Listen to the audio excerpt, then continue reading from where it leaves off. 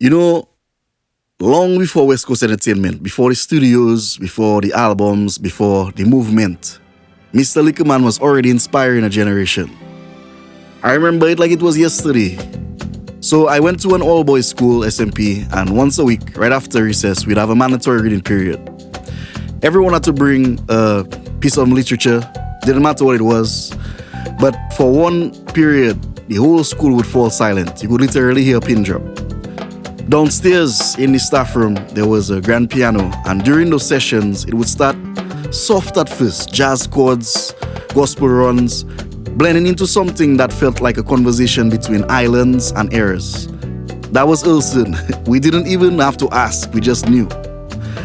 My classmates and I, many of whom would go on to be musicians and creatives, we'd catch each other's eyes vibing to the sound. Most of the teachers at SMP, for that matter, were musically inclined and had some musical background, so we were always surrounded by music. But the way Earlson played, it made it feel different. It made it feel cool, aspirational, like I want to do that someday. Earlson Mathew, Mr. Likkle Man, was more than just a teacher. He was a signal, a reminder that greatness could come from exactly where we were standing. Welcome to Esclav Unmastered.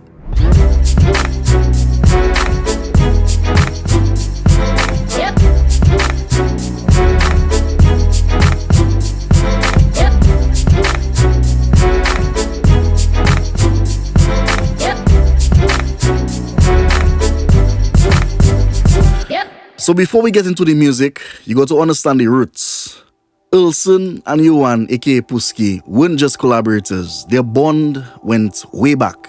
West Coast Entertainment is a life story by itself. I've known Bouyon, or Puski as you call him, pretty much all my life. I would say, myself, his brother and I go as far back as preschool. We didn't go to the same primary school, but we grew up in Kinfield. So, at that time you had church families, if you want to call it that. So we came up through the same first communion and confirmation classes and all of that. And I've been close to his brother as well, Dwight, deceased. Bouyon and I got a closer connection because of music. As brothers, I would say. In fact, I'm the godfather of his first son, Kamal. Big up one time. And like most good stories, this one wasn't planned. Just talent, connection, and momentum. And it's just an idea of one thing leading to another. Me frequenting his home and knowing that he was into production using FL Studio, or what we call Fruity Loops back then, and just watching his workflow and, comparing to my workflow and realizing that we had the talent to come together and do something meaningful, something worthwhile. So I wouldn't say it was something that was planned. When we started gelling and ideas started coming together and so on, yes, there was a planning phase. And there was a dream phase, I should say, of what we would like to see, a vision, what we would like to see, what we would like to accomplish. But it wasn't something that we sat down planning for years and we said that we're going to do that. Long nights, lost files, life ticks. Their first album was a labor of love and hustle. I would say we were core members, yes, but there were other people around us. So it wasn't just us. But if you talk about the production aspect of it and coordinating everything, I would say that we were the core members of West Coast Entertainment in terms of getting the artists together, in terms of coordinating the studio sessions, the rehearsals, even the creative parts of the musical process, making the beats and so on. I would say, yes, everything was centered around us, if you want to put it that way. And of course, his strength was basically on the beats, and he had the business sense as well. And his specific genre, he leaned more towards the hip-hop and dancehall vibes, although he was quite capable of doing a little zouk and bouyon, as you could hear on the very first album. And my background, well, I was always willing to experiment with anything, but it was mostly bouyon. So the dancehall vibe was like a new experiment, a new experience for me, a new project. If memory serves me correctly, I would say West Coast Entertainment was in that 2002-2003 region. And at that time, I was in a band called Raw Rhythm International. That was where my musical journey was at the time. And I had gotten to the point where I was basically the main producer and recording engineer for that band, lead keyboardist, and did rhythm programming as well for Raw Rhythm. So WCK wasn't in the picture yet. Eventually, like maybe the following year or 2 years later, depending on when you calculate it from, WCK came into the picture. It's about 2004. And the first album was recorded and mixed by myself with, of course, guidance and help from Johan. And we did that from the Bouyon Kitchen Studios, that's Ra's studio. And I have to shout out Ra because, yeah, we had an arrangement before, but you know, with these things never work out as planned. And we were on the hustle trying to get the sales going and whatever. And we didn't meet our mark, if you want to put it that way.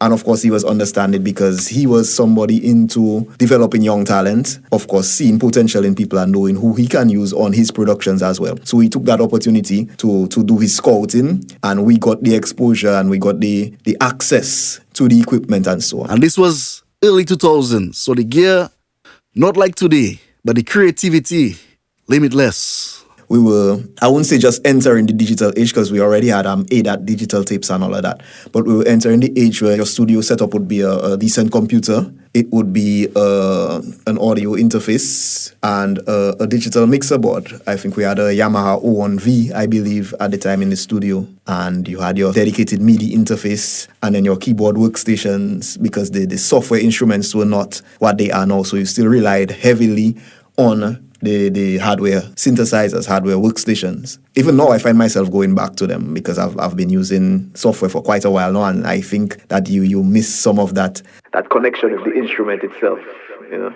I can't say that it took many sessions to get the album done. Maybe a couple weeks of steady work, some late hours, some long nights, some sleepless nights to get it done and to meet our deadline that we set to ourselves, because we always give ourselves deadlines and targets and goals that we wanted to accomplish. So in order to do that, we had to burn the midnight oil, as they say. And of course, at the time, we're talking so many years ago, with the inexperience, we lost a few files. So some of the things we had to go back and record it.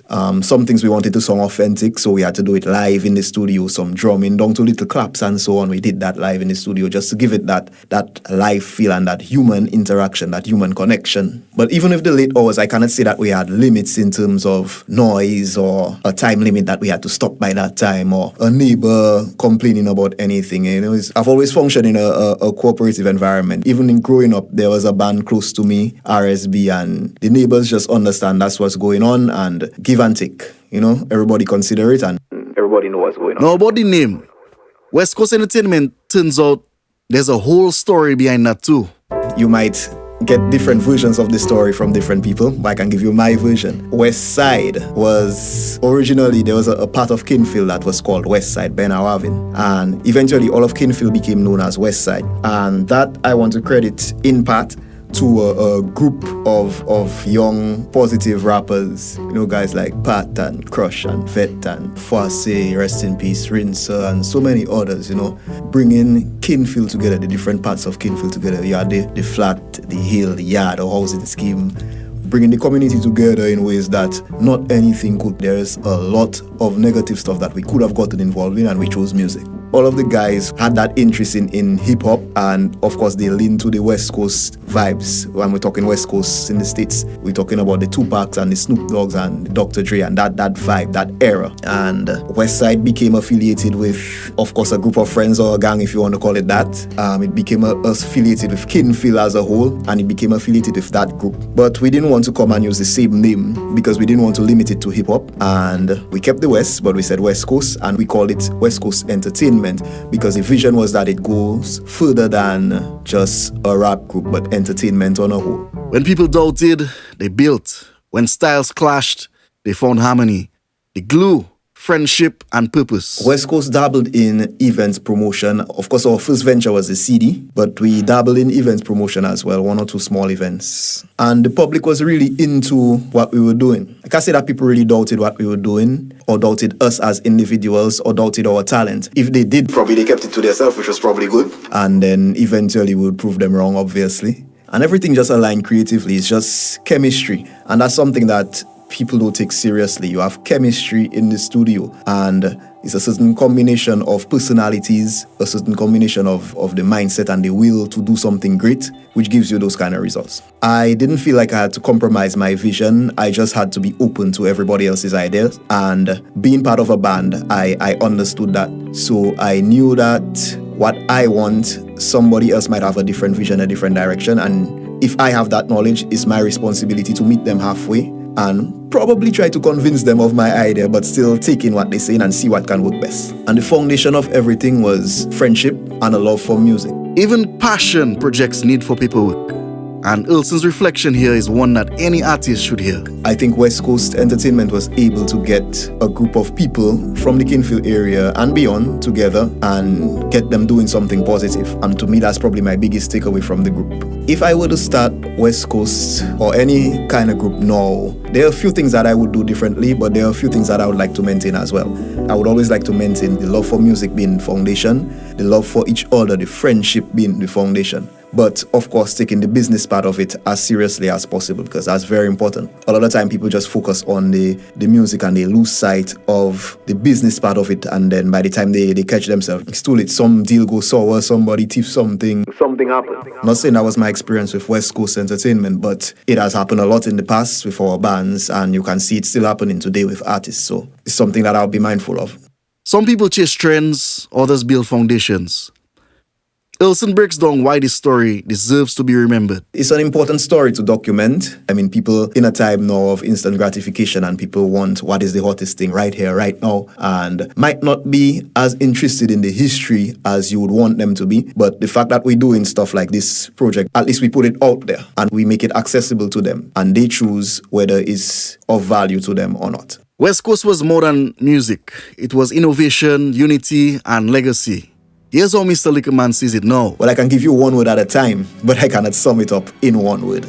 Love, passion, brotherhood, friendship, adventure, learning experience, something new, creativity, innovation, being ahead of your time. And people to this day still playing catch up to it, or people realizing things that you knew so many years ago. I've always tried to be one that's creative, different, and standing out. So many things that I take away from the West Coast experience.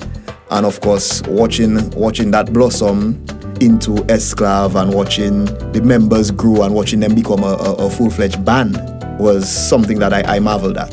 Earlson's story isn't just about the past. It's about how far ripples can travel when someone chooses to create, to mentor, to lead by example. West Coast Entertainment might have started in a small community with borrowed gear and big dreams, but its influence stretched far beyond the studio walls. It gave birth to Esclav. It gave birth to a movement. And the truth is, Mr. Likkle Man has always been doing what he does best, inspiring people quietly behind the keys. This has been Esclav Unmastered. Keep it real, keep it loud, and keep it rooted.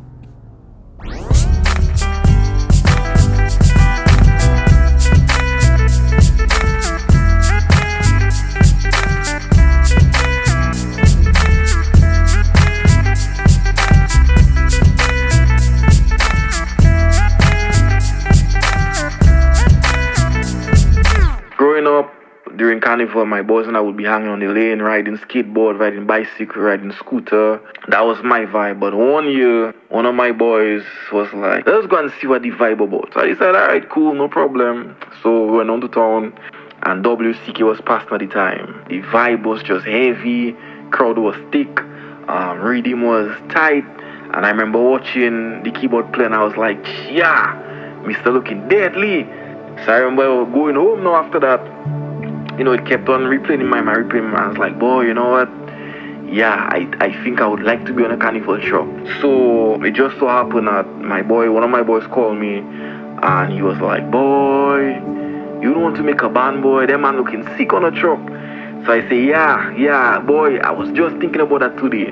So I went back, studying Earlson's work from raw rhythm days, coming up to WCK. Everything was just like brilliant for me. The tones, the choices of tones, the melodies, the brass lines, the lead lines, and I've never really gotten the chance to really vibe with him and show him that vibe, like tell him like, you know, boy, you are the reason I even end up in music in the first place. But yeah, much gratitude to Earlson, man, much respect to him.